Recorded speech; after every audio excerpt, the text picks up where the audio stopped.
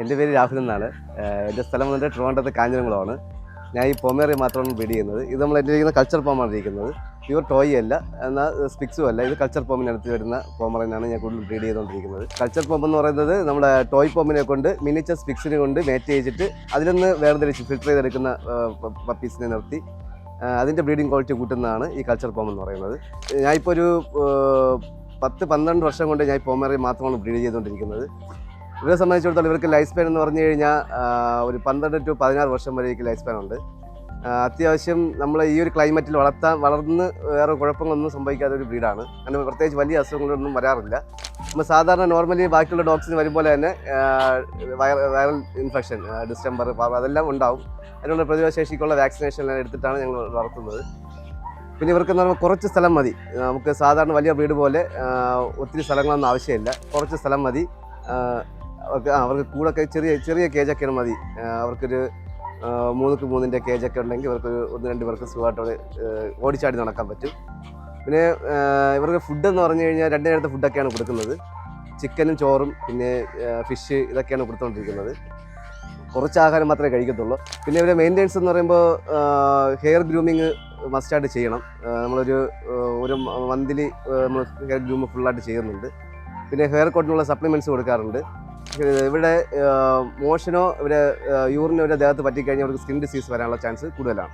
അപ്പോൾ അത് വരാണ്ടിരിക്കാനുള്ളത് നമ്മൾ എന്ത് ചെയ്യുക, മുൻകരുത് ചെയ്യേണ്ടതാണ്. നമ്മൾ കേജിലൊക്കെ അത് ക്ലിയർ ചെയ്ത് നിശ്ചയിടുന്നത് നമ്മളെ ഈ ഗ്രില്ലിൻ്റെ കേജിലൊക്കെ ഇട്ട് കഴിഞ്ഞാൽ അവർക്ക് ആ ഒരു കാര്യങ്ങളൊക്കെ അത് പറ്റും.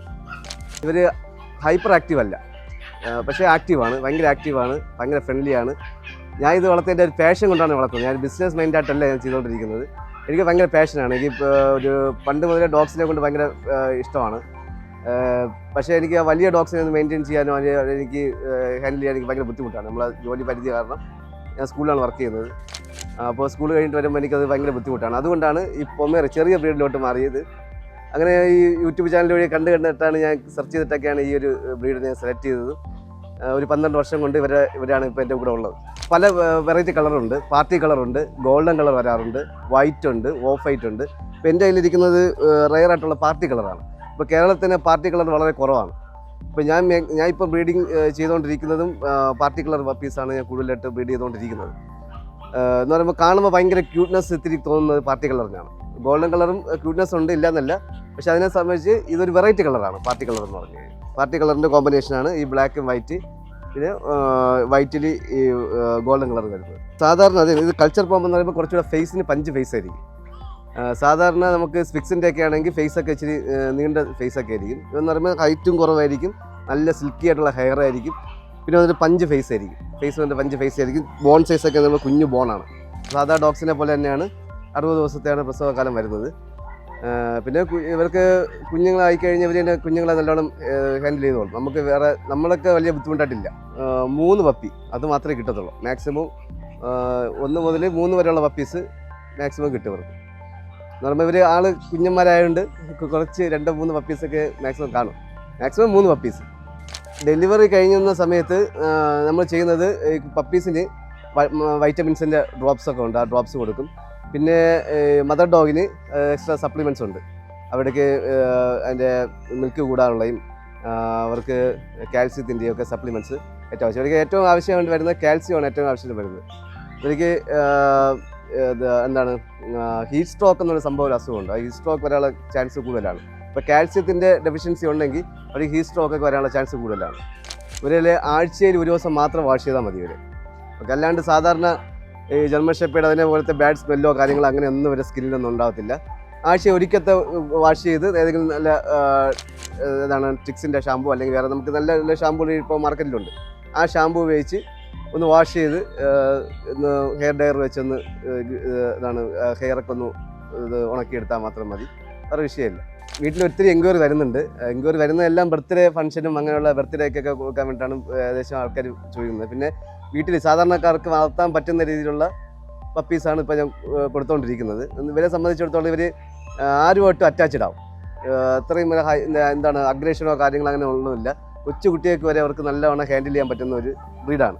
കൊച്ചുകുട്ടി ഇപ്പോൾ വലുതായാലും ഇത് കുഞ്ഞു തന്നെ ഇരിക്കും, മനസ്സിലായില്ല. അതുകൊണ്ടാണ് പിന്നെ അഗ്രഷൻ എന്ന് പറഞ്ഞു കഴിഞ്ഞാൽ നമ്മളിപ്പോൾ ഒരു വീട്ടിൽ അലാറം ഒരു കോണിംഗ് ബെല്ല് എങ്ങനെയാണ് വെച്ച് കഴിഞ്ഞാൽ എങ്ങനെ ഇരിക്കും അതുപോലെയാണ് ഇവരുടെ മൈൻഡ് എന്ന് പറയുമ്പോൾ ആളെ കണ്ടു കഴിഞ്ഞാൽ കുരയ്ക്കും, പക്ഷേ അറ്റാക്ക് ചെയ്യില്ല.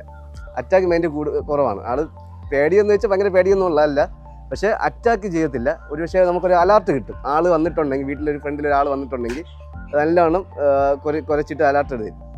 ഇതൊരു double colour black and tan colour പപ്പിയാണ്. ഇവ വന്നിട്ട് ഇപ്പോൾ ഒരു 4 മാസം കഴിഞ്ഞ പപ്പിയാണ്, 4 മാസമായ പപ്പിയാണ്. അപ്പോൾ ഇവരെ സ്റ്റേജ് എന്ന് പറയുമ്പോൾ കണ്ടോ, ഇത് ഇപ്പോൾ മങ്കി സ്റ്റേജാണ്. ഇപ്പോൾ പോമറയല്ല, ഞാൻ പറയുന്നത് മങ്കി സ്റ്റേജ്. 3 മാസം കഴിയുമ്പോഴേക്കും ഹെയർ ഫുള്ളായിട്ട് പൊഴിഞ്ഞു പോകും. പപ്പി കോട്ട് ഫുള്ള് പോയിട്ട് അതിന് ശേഷം ചെറിയ പിന്നെ അടുത്ത് പുതിയ കോട്ട് വരുന്നതാണ്. ഈ പുതിയ കോട്ട് നല്ല ക്വാളിറ്റി ആവുന്നത് 8 മാസം കഴിയുമ്പോഴാണ് നല്ല ക്വാളിറ്റിയിലിരിക്കുന്നത്. അപ്പോൾ ഇത് അതുപോലെ മങ്കി സ്റ്റേജാണ്. മങ്കി സ്റ്റേജ് എന്നാണ് പറയുന്നത് ഈ സ്റ്റേജിൽ. ഇവർക്ക് അത്രയും വലിയ ക്യൂട്ട്നെസ്സോ കാര്യങ്ങളൊന്നും ഉണ്ടാവത്തില്ല.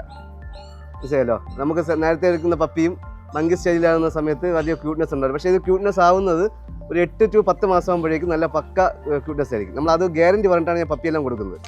ഇപ്പം ഒരാൾ എടുത്തുകൊണ്ട് പോയിട്ട് 3 മാസം കഴിഞ്ഞിട്ട് എൻ്റെ അടുത്ത് വിളിച്ച് പറയും, ചേട്ടാ പപ്പി ഇങ്ങനെ മോശമായി പോയെന്ന് പറഞ്ഞു കഴിഞ്ഞാൽ, അതുകൊണ്ട് നമ്മൾ 8 to 10 മാസത്തെ ഗ്യാരണ്ടിയിലാണ് പപ്പിയെ കൊടുക്കുന്നത്. അപ്പോൾ ആ സമയത്ത് എന്തെങ്കിലും മോശമായിട്ട് ഹൈറ്റ് കൂടുകയോ അല്ലെങ്കിൽ ഹെയർ കുറയുകയോ അവരുദ്ദേശിച്ച പ്രൈസിനുള്ള പപ്പി വന്നില്ലെങ്കിൽ ഞാൻ റിട്ടേൺ തിരിച്ചെടുക്കാറുണ്ട്. ഇത് പാർട്ടി കളർ പോമറേൻ്റെ മെയിൽ പപ്പീസാണ്. ഇവർ വന്നിട്ട് ഇപ്പോൾ ഒരു 3 മാസമായ ആൾക്കാരാണ്. ഇപ്പം മങ്കി സ്റ്റേജ് സ്റ്റാർട്ടായി. ഇത് ഞങ്ങളിവിടെ നിർത്തിയിരിക്കുന്ന പപ്പീസാണ്, സെയിലിനുള്ളതൊന്നുമല്ല.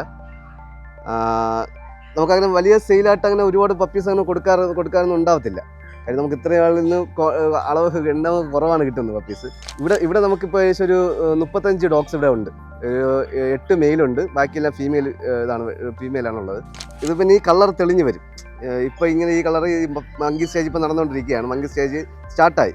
പിന്നെ ഈ ഹെയർ ഫുള്ള് പോയിട്ട് പുതിയ ഹെയർ വരുമ്പോഴേക്കും നല്ല ഷൈനിങ്ങിൽ നല്ല കളറായിട്ട് നല്ല ക്യൂട്ട്നെസ് ആയിരിക്കും 8-10 മാസം ആകുമ്പോഴേക്കും. ഇത് വന്നിട്ട് black and white colour, white and tan കളറാണ് വരുന്നത്. ബ്ലാക്കും വൈറ്റുള്ള കോമ്പിനേഷൻ. ഇത് നമുക്ക് റെയറാണ്. കേരളത്തിൽ തന്നെ ഈ കളറൊക്കെ എന്ന് പറയുമ്പം റെയറായിട്ടുള്ള കളറാണ്. കുറച്ച് ആൾക്കാരിലൊക്കെ മാത്രമേ ബ്രീഡേഴ്സിൻ്റെ ഉള്ളൂ. പിന്നെ ഇതിൻ്റെ സംബന്ധിച്ചിടത്തോളം നമുക്ക് ബ്രീഡേഴ്സ് വളരെ കുറവാണ്. നമുക്ക് സാധാരണ എല്ലാ ഡോഗ്സിനും ബ്രീഡേഴ്സൊക്കെ എല്ലായിടത്തും ഉണ്ട്. എല്ലാ ബീഗളായിരുന്നാലും ഷെപ്പേർഡ് ആയിരുന്നാലും കേരളത്തിൽ എല്ലായിടത്തും ബ്രീഡേഴ്സ്. പക്ഷേ നമുക്ക് ഈ പോമറേനിയൻ എന്ന് പറഞ്ഞു കഴിഞ്ഞാൽ ബ്രീഡേഴ്സ് കുറവാണ്. കുറവുള്ളതെന്ന കാര്യം എന്ന് പറയുമ്പോൾ ഇതിന് നമുക്ക് എന്താ പറയുക, ഒരു ബിസിനസ്സായിട്ട് കൊണ്ടുപോകാൻ ഭയങ്കര ബുദ്ധിമുട്ടാണ്. എന്ന് പറയുമ്പോൾ ഒത്തിരി പപ്പീസ് എണ്ണം കുറവാണ്.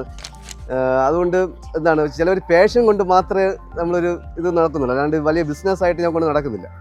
സേവനം എൻ്റെ കൊടുക്കുന്ന ഡോഗ്സിനെല്ലാം ഞാൻ ഫുൾ ഗ്യാരണ്ടി കൊടുക്കുന്നുണ്ട്. അതുപോലെ തന്നെ കൊടുക്കുന്നിടത്ത് പറഞ്ഞാണ് കൊടുക്കുന്നത്, നിങ്ങൾക്ക് എപ്പോഴാണോ ഈ ഡോഗിനെ വേണ്ടാന്ന് തോന്നുന്നത് അപ്പോൾ ഒരു കാരണവശാലും റോട്ടിലോ തെരുവിലോ ഒന്നും ഉപേക്ഷിക്കരുത്. നിങ്ങൾക്ക് എപ്പോഴാണോ വേണ്ടാതെ വരുന്നത്, ഇപ്പോൾ 10 വയസ്സായാലും ശരി തന്നെ 15 വയസ്സായാലും ശരി തന്നെ തിരിച്ച് എന്നെ വിളിച്ചു കഴിഞ്ഞാൽ ഞാൻ ഓൾ കേരള ഡെലിവറി ഉണ്ട് പപ്പീസ്. അതേപോലെ തിരിച്ച് അവർക്ക് എങ്ങനെയാണ് പപ്പിയെ കൊടുക്കുന്നത് അതേപോലെ വലിയ ഡോഗിനെ എനിക്ക് തിരിച്ചു തരാം. ഓക്കെ, ഒരു കാരണവശാലും എൻ്റെ ഡോഗ്സിനെ പുറത്തോട്ട്, എൻ്റെ ഡോഗ്സിനെ തെരുവിലൊന്നും ഇപ്പം മിക്കയിടത്തും ചെയ്യുന്നത് എടുത്തുകൊണ്ട് പോകുന്നു. അവർക്ക് കുറച്ച് ദിവസം കഴിയുമ്പോഴേക്കും അവരുടെ കാര്യങ്ങളെല്ലാം കഴിഞ്ഞ് അവർക്കൊരു ബാധ്യതയാകുമ്പോൾ ഒന്ന് അവർ വല്ല ബന്ധുക്കൾക്ക് വല്ലതും കൊടുക്കും. ബന്ധുക്കൾ എന്ത് ചെയ്യും, ഫ്രീ ആയിട്ടൊക്കെ കിട്ടുന്നത് അവർ കുറച്ച് ദിവസം നോക്കും, പിന്നെ എന്ത് ചെയ്ത് കൈമാറി ഇത് ലാസ്റ്റ് തെരുവിലോട്ട് പോകും. അപ്പോൾ ഞാൻ കൊടുക്കുന്ന എൻ്റെ പപ്പീസ് കൊടുക്കുന്ന എല്ലായിടത്തും ഞാൻ പറയുന്നത്, ഒരു കാരണവശാലും അവരെ തെരുവിലോട്ട് ഒന്നും വിടരുത്. കറക്റ്റായിട്ട് വാക്സിനേഷൻ ചെയ്യണം. അവർക്കുള്ള ഞാൻ ഫീഡ്ബാക്ക് എല്ലാം തിരക്കും. എൻ്റെ പപ്പീസ് കൊടുക്കുന്നവർക്കെല്ലാം ഞാൻ ഒരു പ്രത്യേക ഗ്രൂപ്പ് ക്രിയേറ്റ് ചെയ്തിട്ടുണ്ട്. ആ ഗ്രൂപ്പിൽ കൂടെ തന്നെ അവരെ ഫീഡ്ബാക്ക് ചോദിക്കും. ഓരോ വർഷത്തേക്ക് ഒരിക്കൽ 6 മാസത്തേക്ക് ഒരിക്കൽ ഫീഡ്ബാക്ക്. പിന്നെ അവർക്ക് എന്ത് ആവശ്യം ഉണ്ടെങ്കിൽ എൻ്റെ അടുത്ത് കമ്മ്യൂണിക്കേഷൻ ചെയ്യാം. ഞാൻ സ്കൂളിലായിരിക്കുമെങ്കിൽ വാട്സപ്പിൽ മെസ്സേജ് അയച്ചു കഴിഞ്ഞാൽ റിപ്ലൈ എന്തെങ്കിലും കൊടുത്തിരിക്കും. അവർക്ക് എന്തെങ്കിലും അസുഖമോ കാര്യങ്ങളോ ബുദ്ധിമുട്ടുണ്ടെങ്കിൽ എന്നെ കൊണ്ട് ഉണ്ടാകുന്ന എല്ലാ സഹായങ്ങളും അത് ആ ഡോഗ് എൻ്റെ എടുക്കുന്ന ഡോഗ് അവരുടെ കയ്യിൽ നിന്ന് നഷ്ടപ്പെടുന്നത് വരെ ഫുള്ള് സപ്പോർട്ട് ഞാൻ ചെയ്യും.